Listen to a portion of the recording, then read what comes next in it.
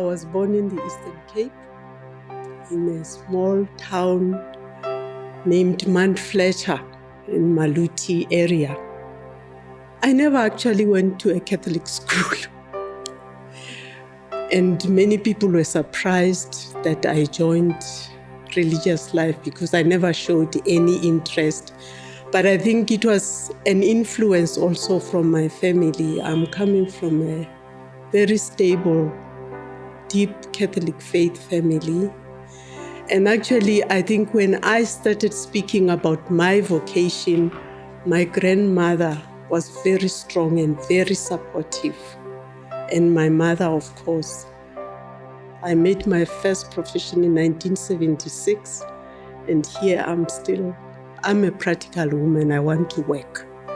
I'm happy to be out there in the field working with people. But here I am after 12 full years, starting my 13th year here. And I started working for the first 6 years as an Associate Secretary General.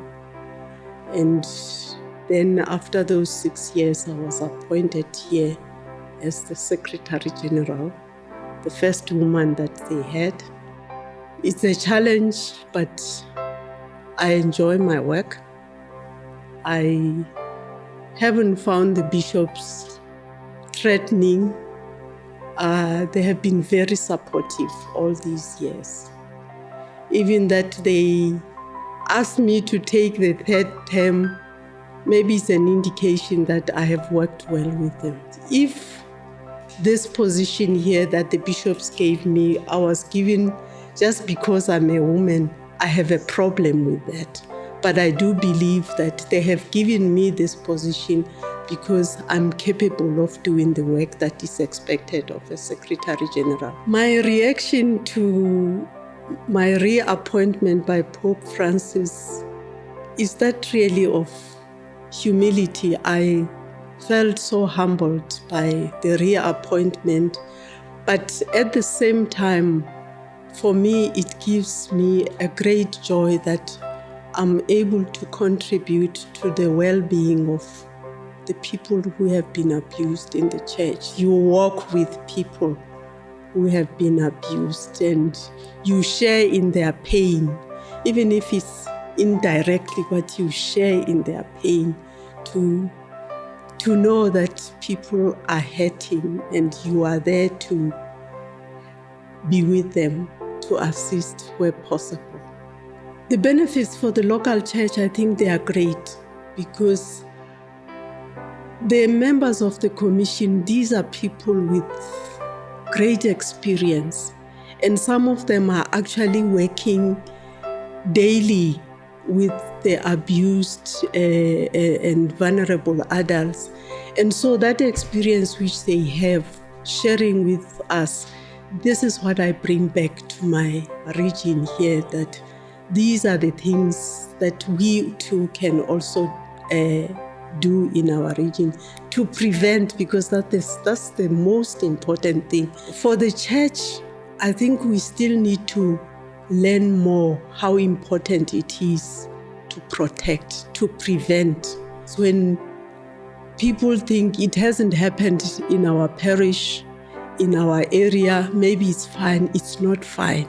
So the most important thing is this awareness that we should keep on creating awareness among our people. So it's a big challenge that the dioceses should really be on board to make everybody aware. How do we protect our children as a family? And the church should be there to support the families in all whatever they are doing in preventing the abuse of the children and the vulnerable adults. Our committee has worked hard to put the protocols in place. We have those protocols in place for our clergy to prevent anything happening to our children.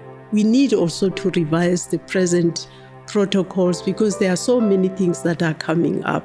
We know what is happening in the digital world is something that the protocol has to to look into. This is our mandate, really, to propose to the Holy Father some of the initiatives and the best practices that are available for him to look at. And like now, we in the new commission, we will have this advisory committee of survivors, of victims and survivors. And these are people really who are going to feed the commission with their real experience. So we are, as a commission, we are not just going to talk about, but we will be talking about their experience, and then they can feed and suggest to the commission, and the commission will take those proposals to the Holy Father to say, what is it that the church can do to prevent and to heal those who have been abused. I'm hopeful that the advices that he has received from some of the members, and I'm sure Cardinal O'Malley must have really had a big influence, and those around him, because the commission hasn't met now, the new commission hasn't met. But I think he has listened, and there is an influence that came from the transparency of the process. I think it's very important that people know what is happening in the process. It has to be given to the victim. It has to be given to the accused. But at the same time, I think we have to respect the individuals. Honestly, I must say, the bishops listen to me when I talk of the professional conduct. They know it's my baby. When I say to them, please, this must happen, this must happen, they take it up, they do listen. And even the people, the lay people around, they are interested. Even with our protocols, there is something missing. And that missing part is the healing part. It's the whole community that needs healing. What I'm hoping for is that one day we are not going to be talking of people who have abused children, but we will be talking about what a safe place do we have in our churches and in our society. The support that the church in Southern Africa gives, people always say, we pray for the Holy Father and the Commission, and I appreciate that.